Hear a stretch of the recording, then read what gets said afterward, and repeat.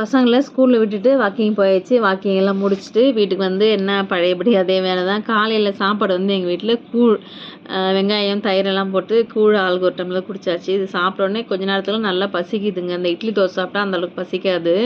இந்த மாதிரி கஞ்சியாக குடிக்கும்போது கடகடன்னு சீக்கிரமாக பசிக்குது. மத்தியானத்துக்கு முட்டை சாதம், அந்த காலையில் வச்ச புளி சாதம், உருளைக்கிழங்குலாம் வச்சு சாப்பிட்டுட்டு மாவு அரைச்சாச்சு. கையோடு இந்த கிரைண்டரை க்ளீன் பண்ணால் தான் கொஞ்சம் நிம்மதியாக இருக்கும். அதையும் க்ளீன் பண்ணி எடுத்து வச்சாச்சு.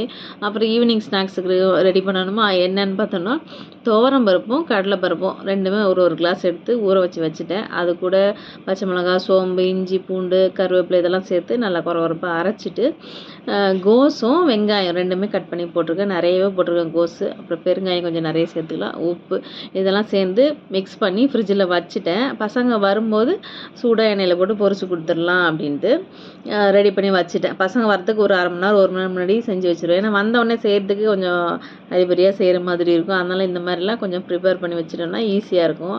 அப்புறம் ஸ்கூலில் இந்த செடியெல்லாம் தொட்டியில் நிறைய வச்சுருப்பாங்க. அதை வந்து இந்த மாதிரி வைக்கலாமா, அது மாதிரி வைக்கலாமா, நானும் என் குட்டி பொண்ணும் கொஞ்சம் டிஸ்கஸ் பண்ணிகிட்டு இருந்தோம்.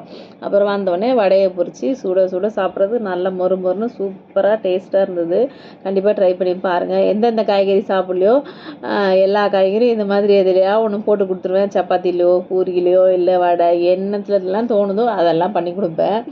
காய்கறி இல்லை கீரை ஏதாவது சாப்பிட்ட மாதிரியாவது இருக்கும் இல்லையா, கொஞ்சமாவது ஹெல்த்தியாக இருக்கும். அதே போல் இந்த வடை கடையில் போனால் ஒன்று தான் நம்ம சாப்பிட்றோம்னா, வீட்டில் சுட்டோன்னா 4-5 உள்ளே தள்ளிடுறோம். அது கடையில் சாப்பிட்றதே பெஸ்ட்டு அப்படின்னு நினைக்கிறேன். நீங்கள் எப்படின்னு சொல்லுங்கள்.